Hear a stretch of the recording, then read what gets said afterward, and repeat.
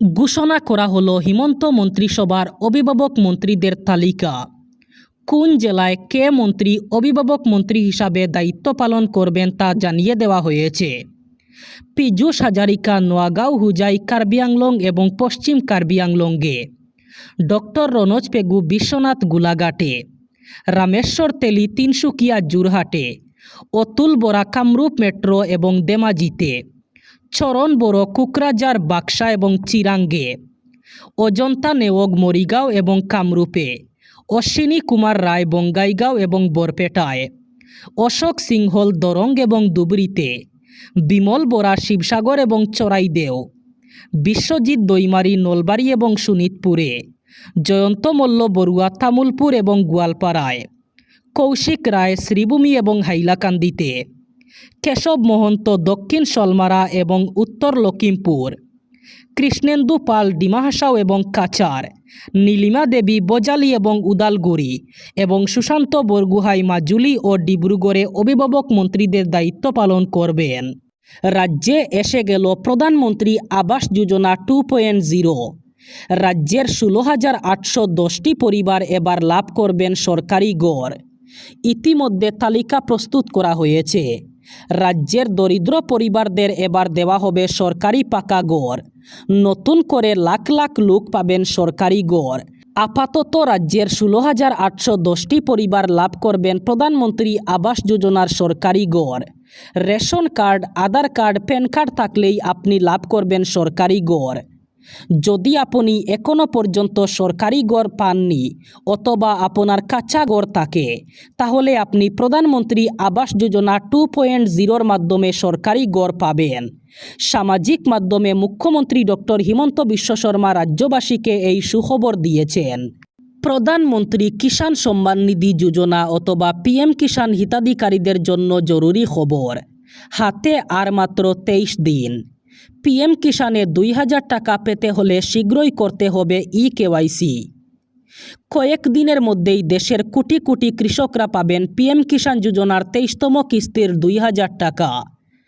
PM কিষাণ যোজনার তালিকায় যদি আপনারও নাম থাকে আর আপনার যদি কেওয়াইসি করা না থাকে, তাহলে খুব শীঘ্রই কেওয়াইসি করিয়ে নিন। আগামী 30 জুনের আগে কেওয়াইসি না করলে আপনি টাকা পাবেন না 23 নম্বর কিস্তির 2,000 টাকা। পিএম কিষাণ হিতাধিকারীদের জন্য এই সতর্কবার্তা জারি করা হয়েছে। কেওয়াইসি আপডেট করা না থাকলে কোনোভাবেই 2,000 টাকা আসবে না।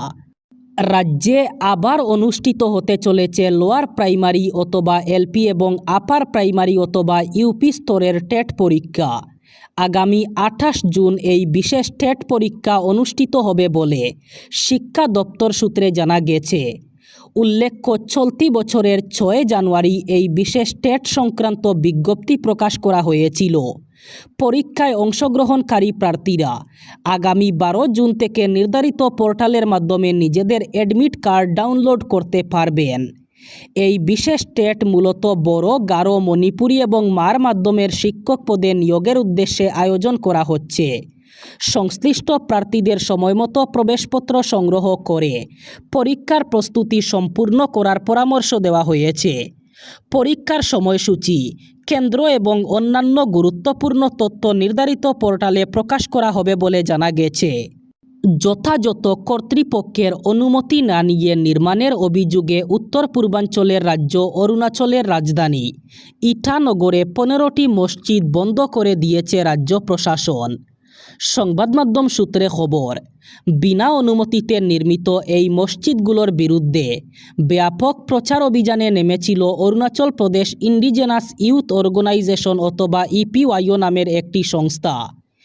ইপিওয়াইওর অভিযোগ, অবৈধ এসব মসজিদ স্থাপনের মাধ্যমে স্থানীয় জনবিন্যাস পরিবর্তন করার চেষ্টা করছে মুসলিমদের একাংশ। এই ইস্যুতে সম্প্রতি রাজধানী ইটানগরে লাগাতার ধর্মঘটের ডাক দেয় ইপিওয়াইও। সেই সঙ্গে হুমকি দেয় যদি প্রশাসন শীঘ্রই ব্যবস্থা না নেয়, তাহলে এই ইস্যুতে বৃহত্তর গণ আন্দোলনে নামবে তারা। এরপরই মসজিদগুলো বন্ধ করে দেয় প্রশাসন। রাজ্য সরকারের মুখপাত্র এবং শিক্ষামন্ত্রী পিডি সোনা বলেন, চলতি 2026 সালের জানুয়ারিতে ইপিওয়াইও প্রতিনিধি এবং রাজ্যের মুখ্যমন্ত্রী পেমা খান্ডুর মধ্যে একটি বৈঠকে বিষয়টি প্রথম সরকারের নজরে আনা হয়েছিল। 2 বছরেরও বেশি সময় পর আগামী 12 আগস্ট আকাশে দেখা যাবে একটি পূর্ণ সূর্যগ্রহণ। এই সময় চাঁদ পৃথিবী ও সূর্যের মাঝখানে এসে সূর্যের আলো সম্পূর্ণরূপে আড়াল করবে, যার ফলে পৃথিবীর কিছু অঞ্চলে দিনের বেলায় সাময়িকভাবে নেমে আসবে অন্ধকার। মার্কিন মহাকাশ গবেষণা সংস্থা নাসার তথ্য অনুযায়ী এবারের সূর্যগ্রহণ সবচেয়ে স্পষ্টভাবে দেখা যাবে গ্রিনল্যান্ড, আইসল্যান্ড, উত্তর স্পেন এবং উত্তর পূর্ব পর্তুগালের কিছু অংশে। ওইসব এলাকায় কয়েক সেকেন্ড থেকে 2 মিনিটের বেশি সময় পর্যন্ত সূর্য পুরোপুরি আড়াল থাকবে এবং দিনে আকাশ অন্ধকার হয়ে যাবে। অন্যদিকে ইউরোপ এবং আফ্রিকা ও উত্তর আমেরিকার বিস্তীর্ণ অঞ্চলে আংশিক সূর্যগ্রহণ দেখা যাবে। সেখানে সূর্যের কেবল একটি অংশ চাঁদের আড়ালে থাকবে। বিশেষজ্ঞদের মতে ইউরোপের মূল ভূখণ্ড থেকে সর্বশেষ পূর্ণ সূর্যগ্রহণ দেখা গিয়েছিল 2006 সালে, আর স্পেনের মূল ভূখণ্ড থেকে এমন ঘটনা শেষবার দেখা যায় 1905 সালে। ফলে এবারের গ্রহণ দেশটির জন্য একটি ঐতিহাসিক ঘটনা হিসাবে বিবেচিত হচ্ছে। গ্রহণের পূর্ণ ছায়াপথ প্রায় 8300 কিলোমিটার দীর্ঘ হবে। তবে এই গ্রহণ ভারত থেকে নাও দেখা যেতে পারে। 3 মাসের মধ্যে এই নিয়ে দ্বিতীয়বার আবার দাম বাড়ল রান্নার গ্যাসের। এর আগে বাণিজ্যিক গ্যাসের দাম বেড়েছে একাধিকবার, তবে এ নিয়ে 3 মাসে দ্বিতীয়বার রান্নার গ্যাসের দাম বাড়ল। এক ধাক্কায় সিলিন্ডার পিছু দাম বাড়ল 29 টাকা। 7 জুন থেকে বেড়ে গেল রান্নার গ্যাসের দাম। পশ্চিম এশিয়ায় সংঘাতের আবহে সাধারণ মানুষের মাথা ব্যথার কারণ হয়ে দাঁড়িয়েছে পেট্রোল আর ডিজেলের দাম বৃদ্ধি। এই কারণে দাম বেড়েছে পরিবহন থেকে শুরু করে বিভিন্ন জিনিসেরই। বাণিজ্যিক গ্যাসের দাম বৃদ্ধির কারণে বাইরে খাবারের দামও বেশ বেড়ে গিয়েছিল। আর এবার বাণিজ্যিক গ্যাসের দাম বৃদ্ধি মধ্যবিত্তের কপালে চিন্তার বাজ ফেলেছে। গত 1 জুন বাণিজ্যিক সিলিন্ডার পিছু গ্যাসের দাম 53 টাকা 50 পয়সা বৃদ্ধি পেয়েছিল। এতদিন পর্যন্ত বারে বারে দাম কমা বাড়া করেছে বাণিজ্যিক গ্যাসের, তবে এতদিন পর্যন্ত নিয়ন্ত্রিতই ছিল রান্নার গ্যাসের দাম। তবে এবার 3 মাসে দ্বিতীয়বার বেড়ে গেল রান্নার গ্যাসের দাম। এবার আন্তর্জাতিক বাজারে অস্থিরতা এবং সরবরাহজনিত সমস্যার কারণে 3 মাসের মধ্যে আবার সিলিন্ডার পিছু 29 টাকা বেড়েছে।